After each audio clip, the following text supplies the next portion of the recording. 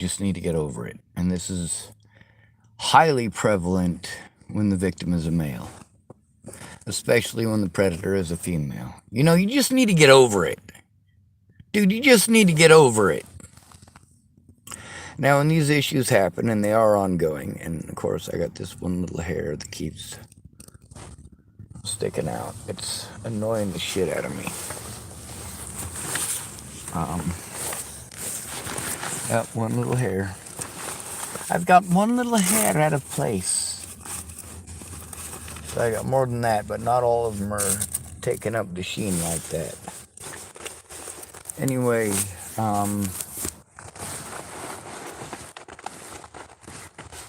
when you try to tell about something that's been ongoing, and then you continue to see this person who's your abuser,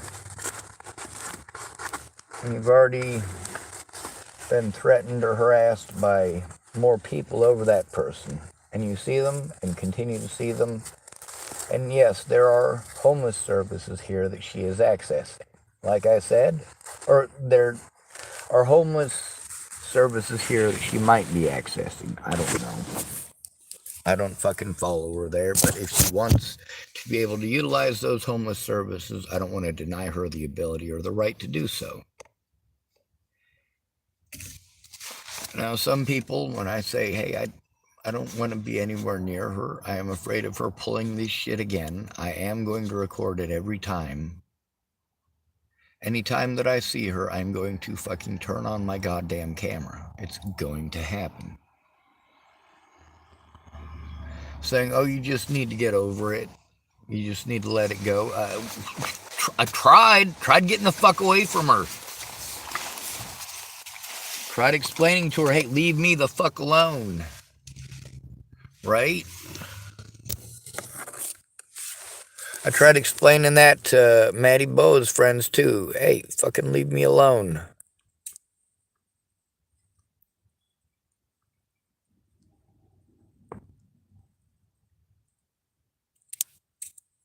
There we go. I got it. Leave me alone.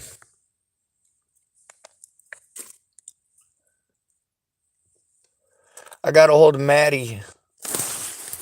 God, she was such a fucking bitch. And then, of course, there's Alicia and Natalie. I'm like, hey, fucking call off the dog. Just call off the fucking dog. This is bullshit, you know.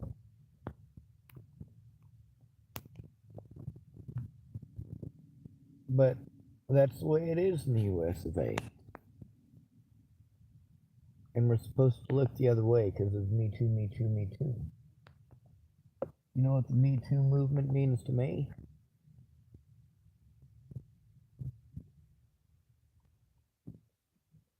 It means special rights for female predators.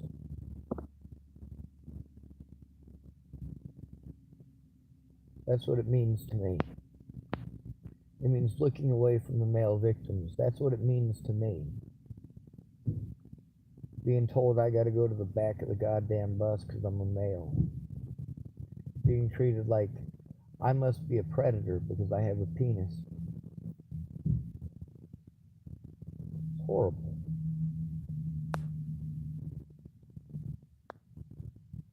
With Molly, it's her history that I have to be afraid of.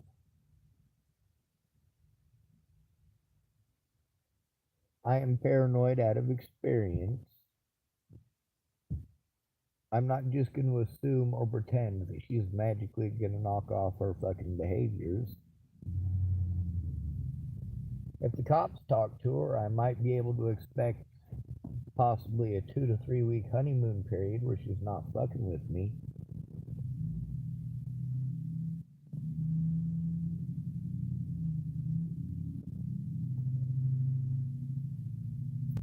Well, I can hope for it anyway. The fact that I have not seen her with Tom tells me that her and Tom are probably fucking done. Which, not my fucking business, but that does make it so that I don't have to be afraid of Tom as much. I probably should keep a close lock and key on my things since I know that he did have the scarf. That's one of the things that Molly was claiming was stolen, and he did have it.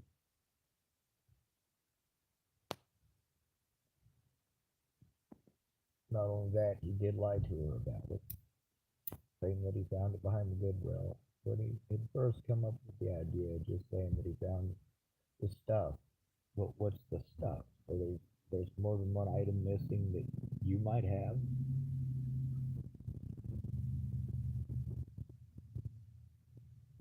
He said, I'll just tell her I found the stuff over at Goodwill.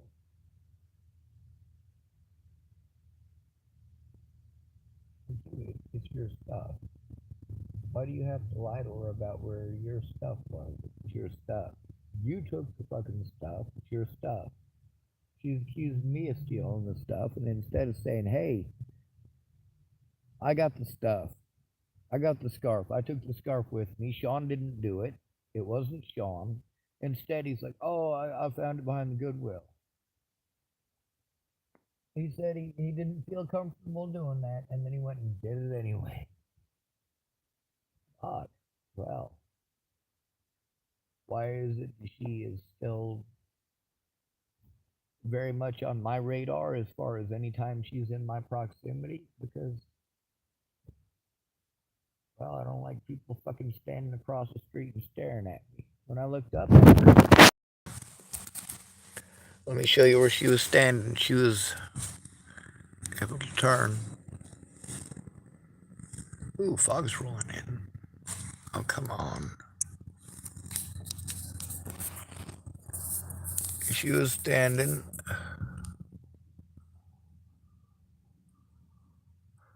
right there, fucking staring. And then when she saw me fidgeting with the phone, of course, I got it up and I fucking pointed it at her. She was walking by that point.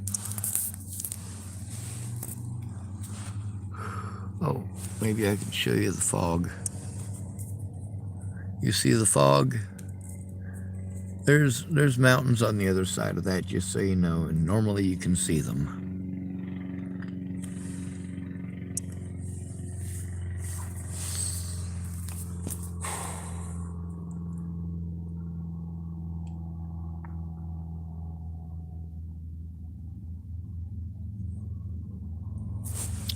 God, I still got chunks of cracker all up in my grill.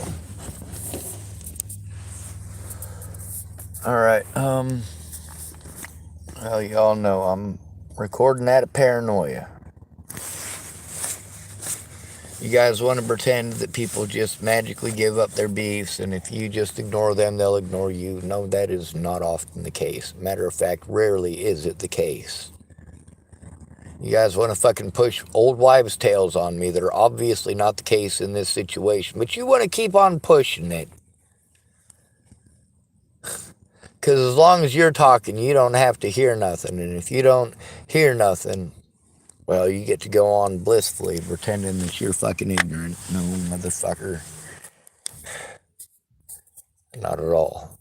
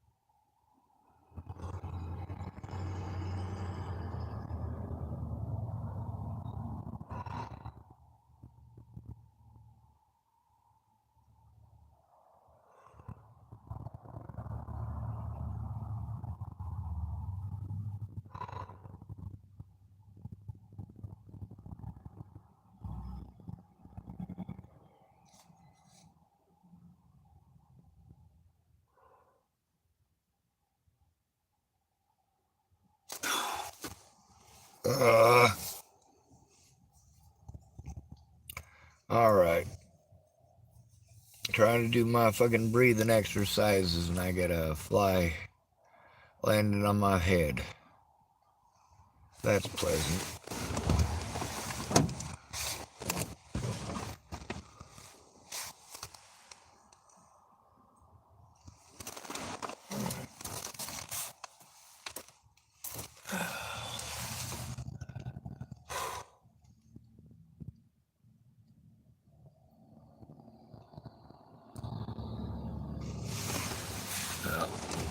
I was going to try to catch it, but it flew in the back.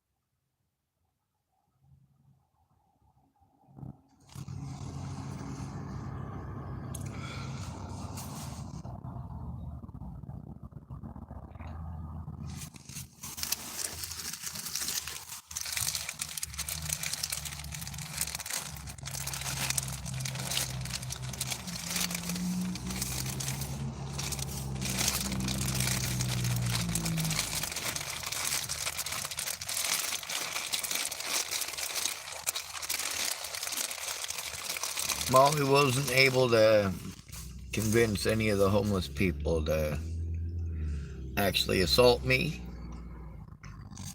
because they all know her.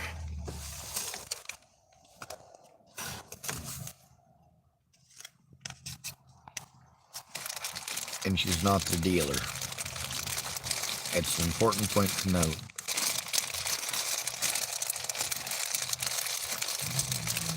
Most of the people who were victimizing me in Boulder, Maddie Bowe was their drug dealer. She was the one who was dealing them meth. She was living with Mackenzie Chapman at the time, who has a kid. Well, she got back into dealing meth again.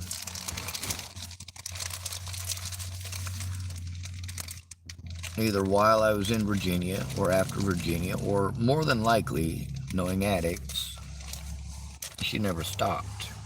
She couldn't.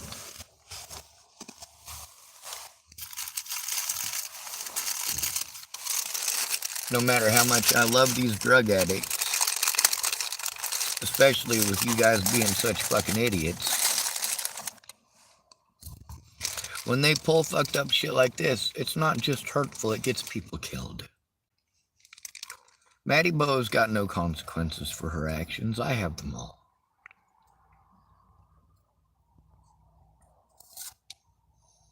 At least I told the truth.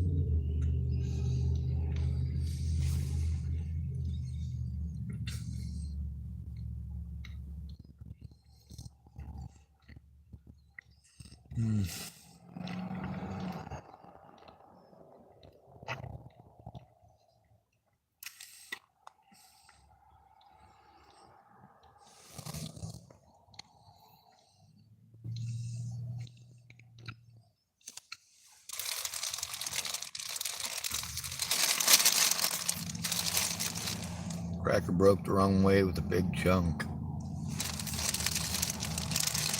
It was staying up and down because there's cheese on either side of it stuck to it, so my mouth hurts.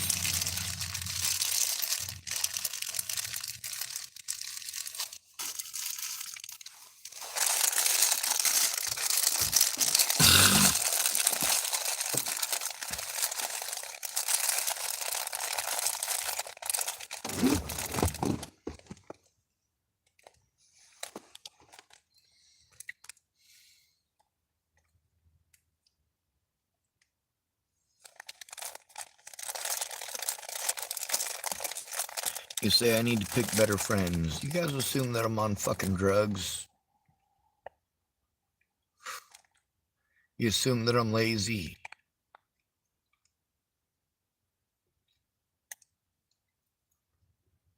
You want me to contribute to a society that abuses me for disabilities I was born with and wants to chalk it up to drug use. You don't get Tourette syndrome from drug use, stupid. You don't get autism from drug use. When you've got women like Danica Garner, not Danica Garner, Danica Lachelle Garner, who claim that they were diagnosed later in life. Well, most women who are diagnosed, while us men are told it's almost impossible to diagnose somebody as autistic as an adult. Women get diagnosed with it all the time, and I notice that it's most often the party girls. The ones who got into the drugs real fucking heavy, did a shit ton of free drugs when they were young and pretty. Later on in life, they ended up exchanging their bodies for drugs. And now they're not young and pretty anymore. They're in their mid-30s. They got to dress like a church lady and pretend to be Christian to get sympathy, because the reality is they're probably still using.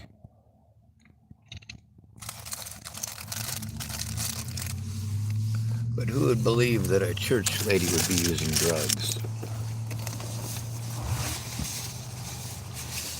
Natalie's entire family of fucking drug-using fucking child abusers and fucking wife beaters, and they all play Christian. And say, you can't judge me in Jesus' name. You can't judge me. Well, you can certainly judge me, huh, motherfucker? You can certainly blame me for the shit that you fucking did, can't you, motherfucker? Meanwhile, I got words out of Natalie Marie Bollinger's actual mouth. Words from her actual Facebook Messenger between her and I. Between our actual text messages.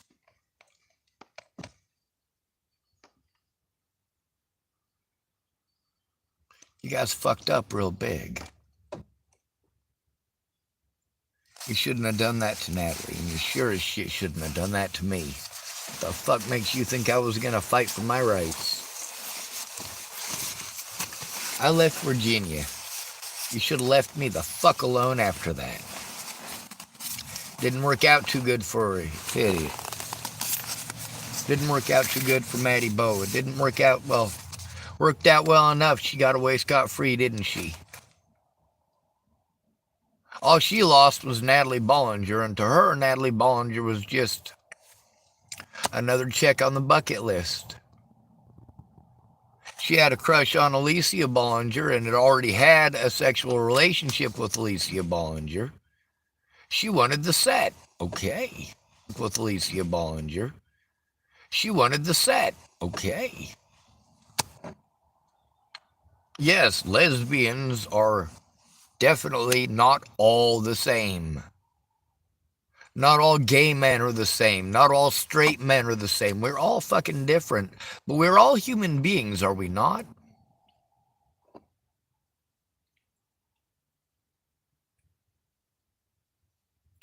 Well, some youngin' just took a picture of my vehicle. Or a selfie, I don't know which. But it was the camera pointed at my car, which is alright. Be ever vigilant and whatnot. Just make sure, you know. Of course, I got all them rumors and shit that I gotta deal with. Shit that never fucking happened. And you goddamn right, you know, if you're gonna sell a false narrative that's getting me harmed, and it's turning into shit that's getting out of hand, well, I'm gonna have to pay fucking attention to it. This isn't something you get to just walk away from or ignore. When you go to get away from somebody, like getting away from Molly, and she pulls the shit that she's pulled on both Tom and myself, what the fuck are you supposed to do?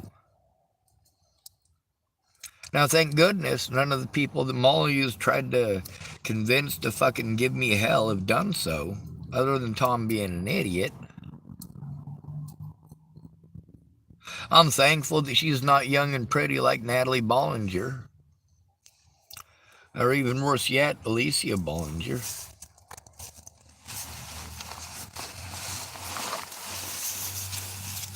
I had a lot of people getting a hold of me to let me know this was right after Natalie died. The people were killing homeless people in the Boulder and Denver area who looked like me. Oh, that's how I feel about that.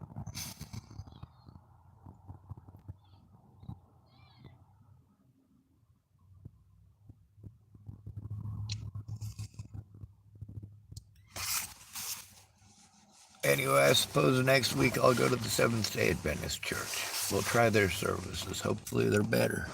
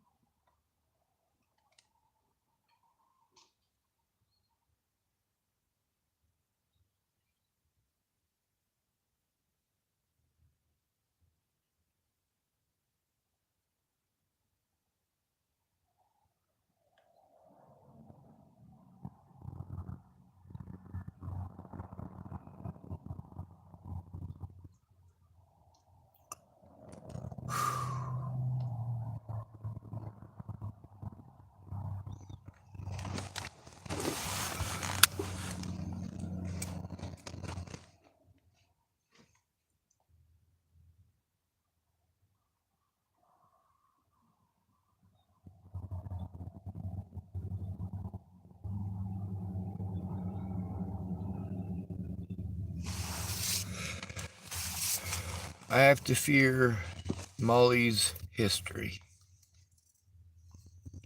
That's what I have to fear. Not some manufactured history where it's their word versus mine bullshit. Like my predators and law enforcement went out of their way to make sure of every single time. No, no, no, no. Now it's on YouTube, motherfuckers. You still gonna sell your own goddamn narrative, but at least the truth is up there.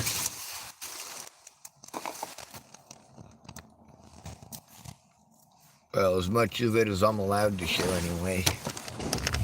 Now, of course, I could put up Danica Garner's number as a fucking scammer. And, of course, Rochelle Shelley Campbell, I could do the same thing with her. And Lisette Brown.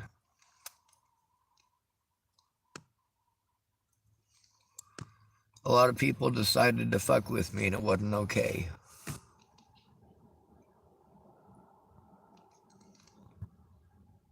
Of course, without any of these media outlets willing to take a look, they just slander the fuck out of me and go, oh, it's fine, it's good. Meanwhile, I've gone through 6 years of hell.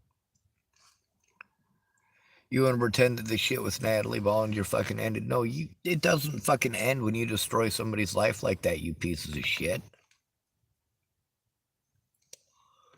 The problem with being disabled, homeless, and a male is that you've got to deal with mollies everywhere. Mollies are worse than the fucking tweakers. You notice that there was a tweaker on this side gacking his gourds out. Shared his coffee with me. Of course, the tweaker that was on that side of my vehicle, on the other hand, he's on my YouTube video a few days ago, accusing a guy of being a fucking pedophile and fucking... all because he was fucked up on drugs and still fucked up on drugs today.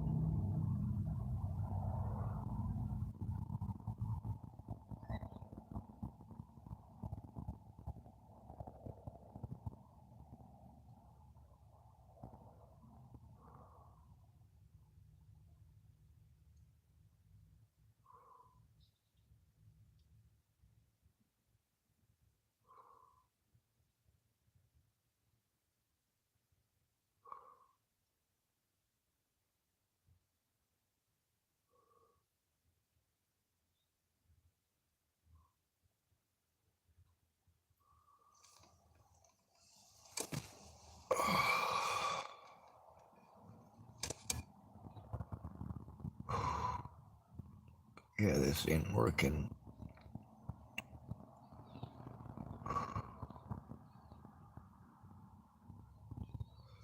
I got my anxiety worked out, but fuck, my back hurts like a motherfucker.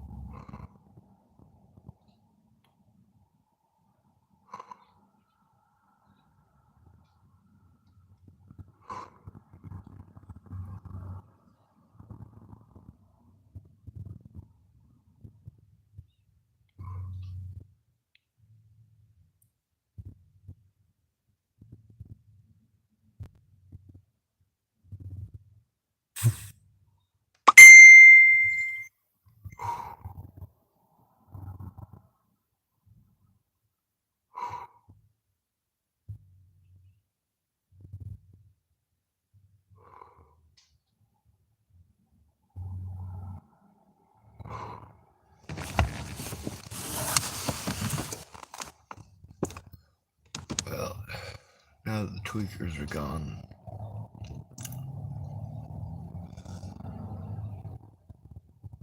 and it's late enough, it's probably not going to do me any good to try going down to the Starbucks. I think I'm going to lay down in front of my vehicle here and try taking a nap in the park where there's kids and parents and their families watching.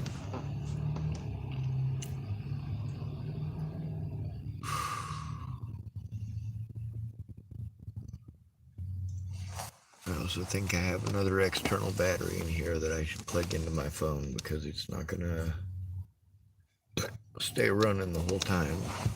I'm certain of that.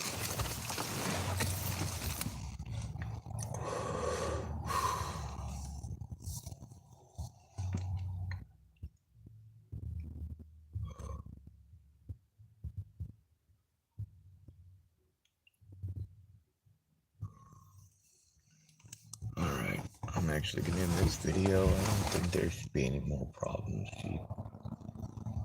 She's that way. I don't want to have to move every time she comes somewhere near me.